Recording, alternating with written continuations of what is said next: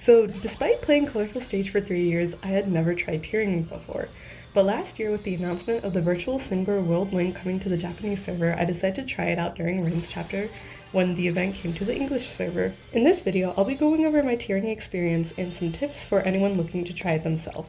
This video focuses on World Link tiering because it's the kind that I did, and it's different from regular tiering because the leaderboards for the individual characters are open for a much shorter time than the ones for regular events. But this video still contains some useful info for anyone looking to tier regardless of the type of event. So what do you need to tier? Using all the cards introduced in an event gives you extra points while the event is active, so I highly recommend saving as many crystals as you possibly can for all the event cards. There are tons of other videos online explaining how to farm for crystals, but here are just three of my favorite methods. So first is reading the current event story, which gives you 50 crystals each, or 400 for each event if you read all 8 event stories as they're active. Next is full comboing a song on hard for the first time, which gives you 50 crystals. And the third way I recommend is reading parts 1 and 2 of 1 and 2 star cards, which gives you 25 crystals and 50 crystals each respectively. You can also read parts 1 and 2 of 3 and 4 star cards. Just be aware that those aren't as easy to do because they require more resources to unlock. So for World Link specifically, you will get an extra bonus for using one card of each attribute. Even if you can't obtain all the event cards, doing this can help you gain extra points. But regardless of the cards you use, do your best to upgrade them to the max. It's unrealistic to fully max every card on your team, especially for the virtual Singular World Link because every event card is a 4-star, but still give it a try with the resources you have. I personally was able to get Rin to the max level, max mastery rank, and max skill level, which really helped boost my team's score and increase the points I got while tiering. For World Link specifically, you'll create 4 teams for each unit character. The mechanics honestly confuse me a bit, so I just hit the recommended button to achieve the highest score with what I had. And if you're tiering for a specific character and have extra permanent card vouchers saved up, I highly recommend redeeming them for a 4-star of the character you're tiering for. This will give you extra points for that character's chapter and help you increase their character rank. Another helpful tip is to upgrade the character items in the different sakais. Do your best to upgrade these as high as you can for each character you plan on using on your team. And also make sure to upgrade the unit-specific item if you're tiering for a World Link or unit focus event for extra talent. To upgrade the Sakai items, you'll need lots of charms and gems. These can be obtained in multiple ways, but I'd recommend getting them from playing co-op shows. Charms can be earned by playing in general co-op rooms, while gems can be awarded by playing in pro co-op rooms. Another thing to upgrade are the flower and fruit trees at both of the schools. These increase points for cards with a specific attribute. As mentioned earlier, you should use cards with all different attributes if tiering for World Link, so it isn't realistic to fully upgrade every flower and fruit tree. In my case, Rin's World Link card attribute was Joy, so I only focused on fully upgrading the flower and fruit tree that raised the points for the Joy attribute cards. To upgrade the flower and fruit trees, you'll need Miracle Seeds. These can be obtained from event token exchanges and from doing all the 7 challenge shows in a week. Both Sakai items as well as the plants will cost coins to upgrade along with their respective item. I grinded for coins by full comboing songs on normal for the first time. But the most important item for anyone looking to tier is bonus energy.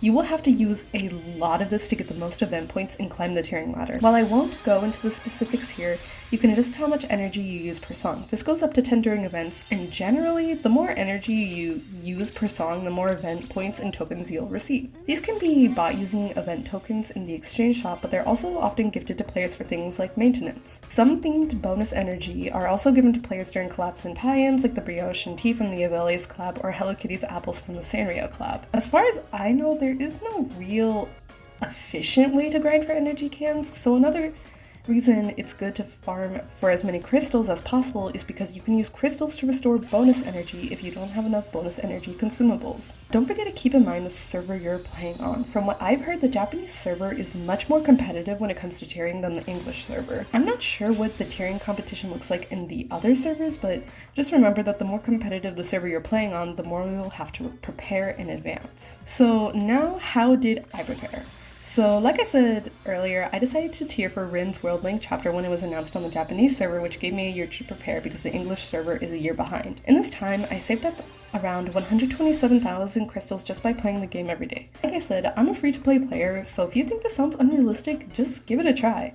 Even if you just log on every day and don't play shows, you get crystals from the daily login campaign, daily ads, and by reading the current event story. Resist the urge to impulsively pull on random gotchas by remembering how satisfying it'll be to get to the tier you're aiming for. I also upgraded every virtual singer character item and group item to level 10. As mentioned previously, I upgraded the joy flowers and the fruit tree to level 10 as well. Luckily, I tend to hoard resources, so I did this with minimal coin grinding. I also avoided the grind for bonus energy because I had a lot saved up over my many years of playing. So now moving on to which songs you should play during tiering. So while tiering, you want to focus on playing either the shortest or the longest songs. Short songs like Hitorin, Bo MV, Viva Happy, and to an extent even Fire Dance are good for players who have lots of bonus energy. They offer less points per play, but because they are so short, you can just play them over and over to accumulate a lot of points over a long period of time. Long songs like Sage, Lost and Found, and Melt are best suited for players who have less bonus energy. They award more points per play but come with the drawback of being able to play them less overall in any given amount of time. You'll likely play both kinds of songs while tiering, but I recommend sticking to mainly one or the other to maximize the points you get from the bonus energy you have available. Additionally, make sure to use all your autoplays each day. If you're a free-to-play player like me, this will be 10 per day, but I believe it goes up to 99 based on what kind of subscriptions you have in-game. These are great to put on in the background while you take a break from playing. I played Hatsune Creation Myth on Master because I heard it gives the most points out of all the songs per auto clear, but you can also do Melt on Master if you'd like a longer break. If you don't have Master unlocked for these songs, auto-playing them on Expert should also work. Okay, next, what difficulty should you put on? To grossly oversimplify things, Colorful Stage rewards difficulty to an extent. Generally, the higher the difficulty, the more points you'll get. But you'll also have to keep in mind that you'll get the most points for a song by first all perfecting it, then the second most for full comboing it, and the third most for just clearing it. In addition, tiering requires playing for long periods of time with little to no breaks in between. So what you should do is aim for a difficulty that you know you can comfortably play on to conserve stamina. For instance, I normally play on Master when I play casually, but while tiering, I played Hitorin, Bo MV, and Viva Happy on Expert, but I played Sage on Hard because I knew I could reliably full combo on those difficulties even after playing for multiple hours straight. So now the question is, should you focus on single player or multiplayer while tiering? So playing songs by yourself is quicker, but playing songs in co-op rooms gives you more points per play. So which is better? And this really depends. The pros of playing single player is that it's much quicker. You don't have to worry about load times or waiting for people to join your room. And compared to random co-op rooms, you'll always be able to play the most optimal songs for your amount of bonus energy. Of course, the drawback is getting less total points per song played. Random co-op rooms can be good for players who want a break from playing the most optimal songs. Chances are that someone in your room will request a non-tiering song, and you'll get more points for playing that song than if you had played it single player. However, you also have to deal with downtime between finding new rooms and room disbands. In the long run, this really isn't optimal, so don't rely entirely on random co-op rooms during the event period. So one option for people looking to maximize their points is joining a tiering Discord server and arranging to play with other players who are tiering. The benefit of this is, of course, getting to play exclusively tiering songs for extended periods of time while getting extra points per play. This may also be a fun way to make friends with people in the community. But ironically, the person who uploads videos to YouTube is too anxious to talk to new people on Discord, so I didn't do this. For any other shy people like me, this probably doesn't sound the most appealing either. I'd really only recommend this method to people who are seriously looking to tier for popular events or are planning to tier anything past tier 100. So now, how did I tier? So I'm going to start this off by saying it's important to start playing right when the leaderboard for whatever event or character you're tiering for just begins. The times in game are listed in Pacific time or Pacific Standard Time based on the time of year in game, but a quick Google search will help you find out what time that translates to in your time zone. Most of the competition will begin tiering immediately, so you have to fight for your spot. And doing this will make it easier to maintain your rank during the remainder of the event. Because of the large amount of bonus energy I had, I played each song with 10 bonus energy at a time. I highly recommend this if you're in a similar position and have tons of bonus energy consumables to spare. But for most players, this isn't sustainable. While I can't personally recommend what energy settings to use if you have a smaller amount of bonus energy, I've heard that using 7 energy per show once the leaderboard's open and then using 3 energy per show afterwards is a good strategy, but I would recommend doing some more research on this. So I personally played for 3 hours after Rin's chapter began and got to tier 51. You could definitely play more to secure a higher position, but make sure you're still balancing your everyday responsibilities with tiering. I spent roughly 21 hours tiering over 2 days, but I also had classes on the first day of tiering, which is why I didn't play for longer initially. Another thing to keep in mind is getting plenty of rest. Be in the mood to tier when you actually sleep well and eat full meals. So don't neglect work, school, or your basic needs unless you want to crash and burn early into your tiering journey. If possible, you might be able to do school assignments ahead of time or switch your work shifts to give yourself more time during the tiering period, but never ever neglect these things if this doesn't work out or it isn't possible. During most of my tiering, I played in random co-op rooms, but during my final few tiering sessions, I focused on playing single player Hithorin Bull MV over and over. I personally found that playing single player was more effective when I had more time at once to play, while random co-op rooms were better when I had less time available.